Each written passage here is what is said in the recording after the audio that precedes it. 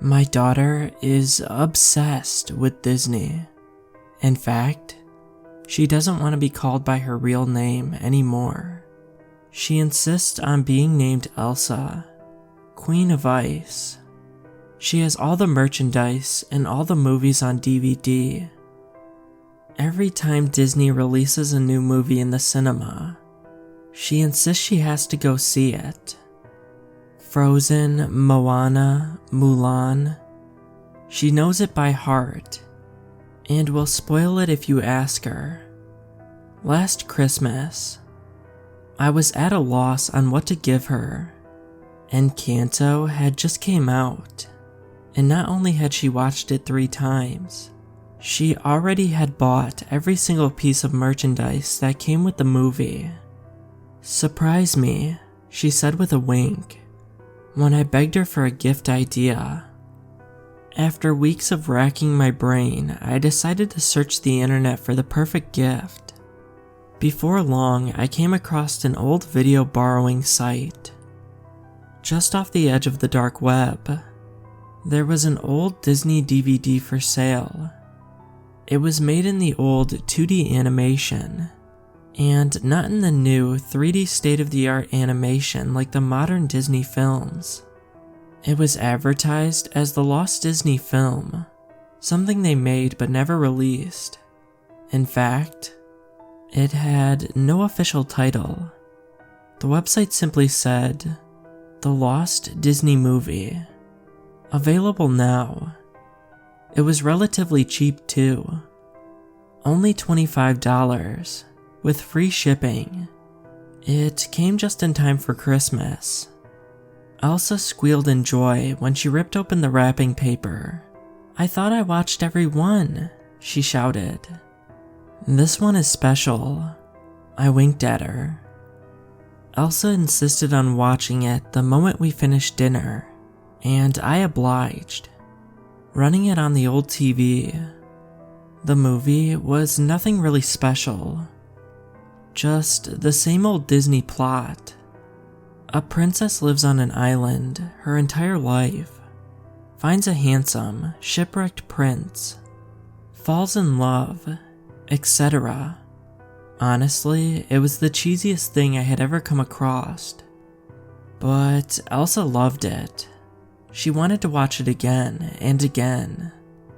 "It's bedtime, darling," I said at last, when the clock struck midnight. "No," she whined, her eyes still fixated on the screen, so I yanked the plug out of the television. Elsa still hadn't moved. Her eyes were still glued to the screen. I couldn't help but peek at the screen. My heart dropped to my stomach when I realized the movie was still playing. The characters were dancing and laughing across the island. "Elsa, it's time for bed, sweetie." I called out again shakily. This was not normal. I reminded myself to call the electrician when Christmas was over. "Later," Elsa muttered without looking at me. The characters were still laughing on the screen. It was like they were laughing at me. The next morning, the movie was still on the TV.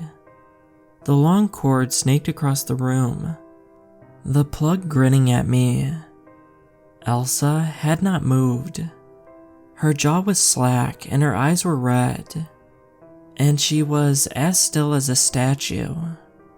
"Elsa, breakfast," I said. Elsa didn't respond. I stood in between her and my television set.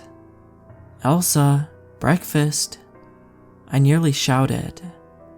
Elsa still said nothing. A dribble of saliva ran down from her open mouth. Her pupils were dilated and her face was throbbing. It had only been one night, but it was as if she had not slept for many days. "Leave me alone," she gurgled sleepily. This was not normal. Nothing I did would make her stop watching the movie.